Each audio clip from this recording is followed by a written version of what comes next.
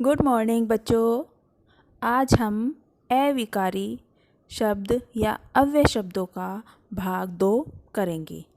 पहली वीडियो में आपने भाग 1 में उसके भेद क्रिया विशेषण के विषय में जाना, तो अविकारी शब्द के हम आगे के भेदों की जानकारी प्राप्त करेंगे। हमने पहला भेद पढ़ा क्रिया विशेषण। हमारा दूसरा भेद है संबंध बोधक। संबंध बोधक बच्चों क्या होते हैं? वे अविकारी शब्द जो वाक्य में संज्ञा सर्वनामों के बाद प्रयुक्त होकर, यानी जो संज्ञा और सर्वनाम शब्द हैं उनके बाद प्रयुक्त होते हैं, वे प्रयोग किए जाते हैं। वाक्य में के अन्य संज्ञा सर्वनामों से संबंध बताते हैं, यानी उन दोनों के बीच जुड़कर उनका संबंध बताते हैं, वे संबंध बोधक अव्यय कहलाते हैं।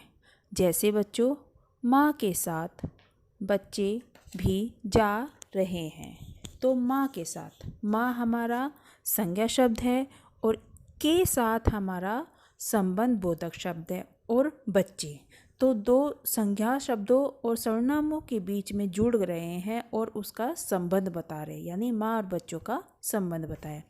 घर के चारों ओर भीड़ इकट्ठा हो गई है। नेक्स्ट है तुम्हारे बिना काम कैसे चलेगा।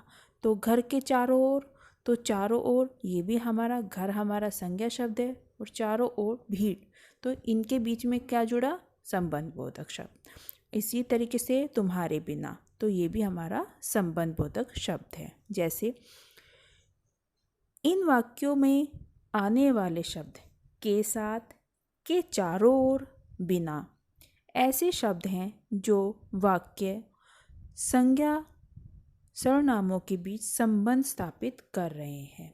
तो बच्चों, आपने खुद भी देखा होगा कि जो वाक्य दिए हुए हैं, जैसे माँ के साथ बच्चा जा रहा है, तो वो संबंध स्थापित कर रहा है, तो ये हो गया हमारा संबंध बोधक शब्द। नेक्स्ट भेद है हमारा समुच्चय बोधक शब्द या योजक। वे क्या होते हैं देखते हैं जरा।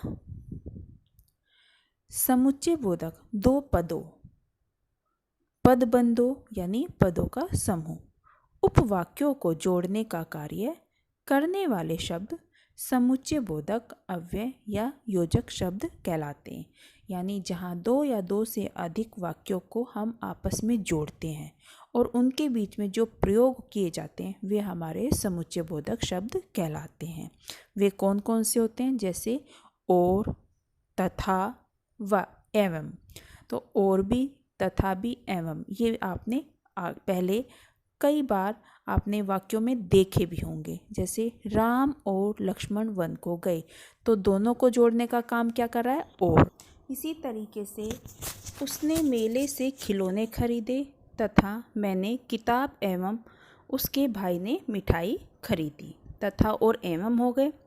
समुच्चय बोधक जोड़ने के अलावा कुछ अन्य कार्य भी करते हैं, यानी वे दो वाक्यों को तो जोड़ते हैं या और वाक्य भी और कार्य भी करते हैं। जैसे विरोध बताने का कार्य, कारण तथा परिणाम बताने का कार्य, नेक्स्ट विकल्प बताने का कार्य। ये तीनों कार्य भी समुच्चय बोधक द्वारा किए जाते हैं।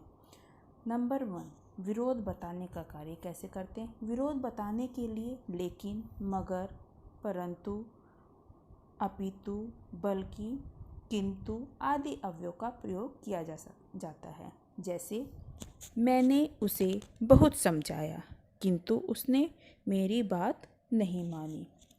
तो आपने देखा, किंतु हमारा विरोध बताने का कार्य कर रहा है। तो हमारा यह विरोध बताने का कार्य कौन करता है? समुच्चय बोधक का ही एक भाग करता है। नेक्स्ट है हमारा कारण तथा परिणाम बताने का कार्य। कौन करता है? समुच्चय बोधक शब्द। कारण तथा परिणाम बताने के लिए, इसलिए, इस कारण, इस वजह से, अतः, ताकि, क्योंकि आदि अवयवों का प्रयोग किया जाता है।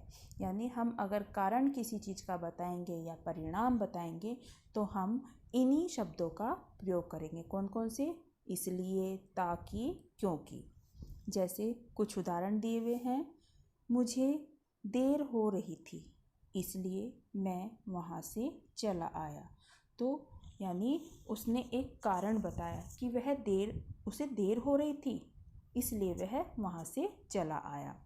मैं अपने भाई को रोज़ पढ़ाता हूँ ताकि वह पास हो सके।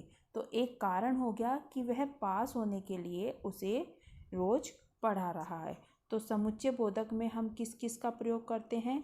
इसलिए, क्योंकि, ताकि, किंतु, परंतु हमारे शब्द कारण या परिणाम बताने के लिए किए जाते हैं। नेक्स्ट है हमारा विकल्प बताने का कार्य। कौन करते हैं? समुच्चय बोधक शब्द। दो वस्तुओं में विकल्प दिखाने के लिए या, अथवा, नहीं तो, अन्यथा आदि समुच्चय बोधक अवयव का प्रयोग किया जाता है। तो कौन से विकल्प बताने के लिए किन किन का प्रयोग किया जाता है? या, अथवा, नहीं तो, अन्यथा। ये हमारे कौन से हैं? समुच्चय बोधक अव्यय शब्द। उदाहरण देखिए जरा। तुम पहुँचो या अपने भाई को भेज दो। तो एक विकल्प बता रहा है, या तो तुम पहुँचो, नहीं तो अपने भाई को भेज दो। काम करो अन्यथा नौकरी से निकाल दिए जाओगे, या काम नहीं करोगे तो अपनी नौकरी से निकाल दिए जाओगे। नेक्स्ट भेद है हमारा विस्मयादि बोधक शब्द। तो आइए हम इसके बारे में जानकारी प्राप्त करते हैं। विस्मयादि बोधक शब्द कौन से होते हैं? विस्मयादि बोधक अव्यय वे शब्द हैं जो विस्मय, आश्चर्य, हर्ष, घृणा, दुख, पीड़ा आदि मन के भावों को व्यक्त करते हैं। जैसे अरे, ओह, उफ, हाय, वाह, दिक आदि हमारे विस्मयादि बोधक शब्द हैं। इसके उदाहरण देखिए।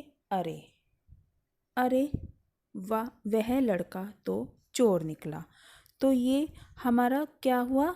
हमारा यानी आश्चर्य बताया जा रहा है इसमें कि अरे वह लड़का तो चोर निकला। तो ये हमारा आश्चर्य के लिए प्रयोग किया जाएगा। वाह, कितनी बढ़िया साड़ी है। तो ये हमारा हर्ष के लिए प्रयोग किया जाएगा, यानी उल्लास के लिए प्रयोग किया जाएगा। नेक्स्ट है उफ, बहुत दर्द है, क्या करूं। तो उफ जहाँ आ जाता है हमारा पीड़ा, शोक या ग्लानि के लिए हमें यह प्रयोग करते हैं। शाबाश, यह हम किसके लिए प्रयोग करते हैं? प्रशंसा के लिए। लास्ट हमारा भेद है निपात।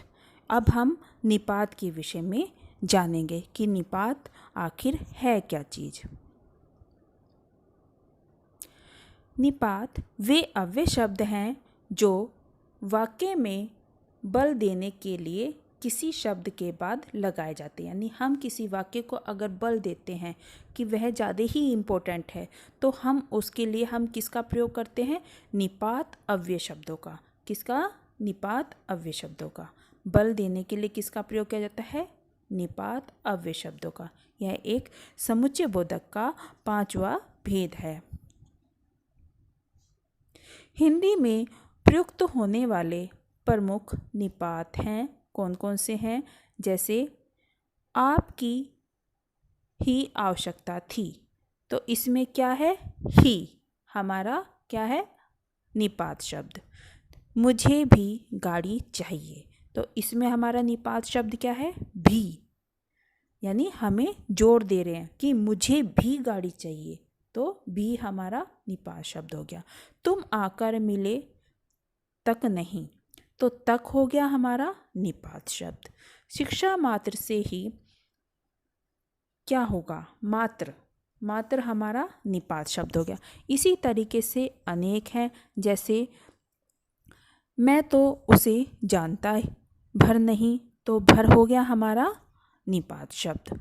और भी बहुत से उदाहरण हैं जो हमारे निपात शब्द होते हैं। तो बच्चों, आज हमने क्या पढ़ा? अविकारी शब्द की परिभाषा हमने जान ली और अव्यय के भेद।